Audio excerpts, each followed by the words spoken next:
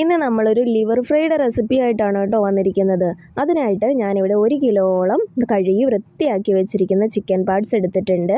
ഇനി അത് കുക്കറിലിട്ടാണ് കേട്ടോ നമ്മൾ വേവിച്ചെടുക്കുന്നത്. അതിനായിട്ട് കഴുകി വൃത്തിയാക്കി വെച്ചിരിക്കുന്ന ചിക്കൻ പാർട്സ് നമ്മൾ കുക്കറിലേക്ക് ഇട്ട് കൊടുക്കുന്നുണ്ട്. അതിലേക്ക് 1/4 ടീസ്പൂണോളം മഞ്ഞൾപ്പൊടിയാണ് ആദ്യം ചേർത്ത് കൊടുക്കുന്നത്. പിന്നെ 1 ടീസ്പൂണോളം കാശ്മീരി മുളക് പൊടി ആഡ് ചെയ്ത് കൊടുക്കുന്നുണ്ട്.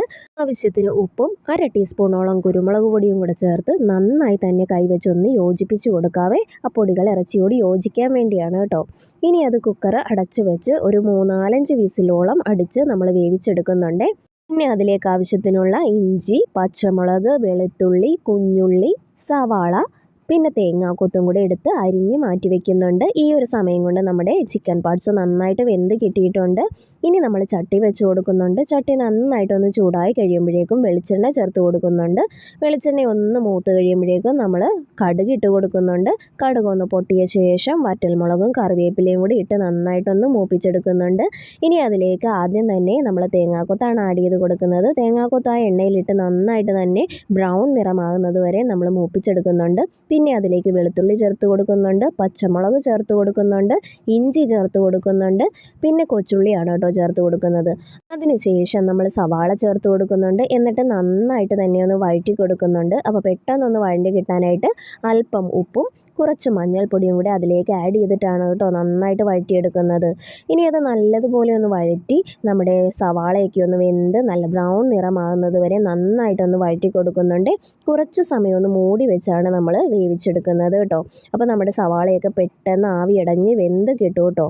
ഇപ്പോൾ ദേ നമ്മുടെ സവാളയൊക്കെ നന്നായിട്ട് വെന്ത് കിട്ടിയിട്ടുണ്ട്. ഇനി നമ്മൾ പൊടികൾ ചേർത്ത് കൊടുക്കാവേ. 2 ടീസ്പൂണോളം കാശ്മീരി മുളക് പൊടി ആഡ് ചെയ്തുകൊണ്ട് 1 ടീസ്പൂണോളം മല്ലിപ്പൊടി ചേർത്ത് കൊടുക്കുന്നുണ്ട്. 1/2 ടീസ്പൂണോളം ചിക്കൻ മസാല ആഡ് ചെയ്യുന്നുണ്ട്. നന്നായി തന്നെ ഒന്ന് മിക്സ് ചെയ്തെടുക്കുന്നുണ്ട് കേട്ടോ. പൊടികളുടെ പച്ചമണം മാറിയതിന് ശേഷം നമ്മൾ വേവിച്ച് വെച്ചിരിക്കുന്ന ചിക്കൻ പാർട്സും കൂടി അതിലേക്ക് ആഡ് ചെയ്തിട്ട് നന്നായിട്ടൊന്ന് റോസ്റ്റ് ചെയ്തെടുക്കുകയാണ് കേട്ടോ ചെയ്യുന്നത്. ഇപ്പോൾ ഈ പൊടികളുടെ പച്ചമണമൊക്കെ മാറി വന്നിട്ടുണ്ട്. ഇനി നമ്മൾ അതിലേക്ക് ചിക്കൻ പാർട്സും കൂടി ആഡ് ചെയ്തിട്ട് നന്നായിട്ട് തന്നെ ഒന്ന് മിക്സ് ചെയ്തെടുക്കുന്നുണ്ട് കേട്ടോ. നന്നായി ആ ഒരു മസാല നമ്മുടെ പാർട്സിലേക്ക് നന്നായിട്ട് യോജിച്ച ശേഷമാണ് നമ്മൾ അടുത്ത ഇൻഗ്രീഡിയൻറ്റ് ചേർത്ത് കൊടുക്കുന്നത്. ഇപ്പോൾ ദേ നമ്മൾ നന്നായിട്ട് മിക്സ് ചെയ്ത് നന്നായിട്ട് ഡ്രൈ ആക്കി എടുത്തിട്ടുണ്ട്. ഇനി അതിലേക്ക് 1/2 ടീസ്പൂണോളം കുരുമുളക് പൊടി ചേർത്ത് കൊടുക്കുന്നുണ്ട്. 1/2 ടീസ്പൂണോളം ഗരം മസാലയും കൂടി ആഡ് ചെയ്ത് കൊടുക്കുന്നുണ്ട്. പിന്നെ ആവശ്യത്തിനുള്ള കറിവേപ്പിലയും കൂടി ഇട്ട് കൊടുക്കുന്നുണ്ട് കേട്ടോ.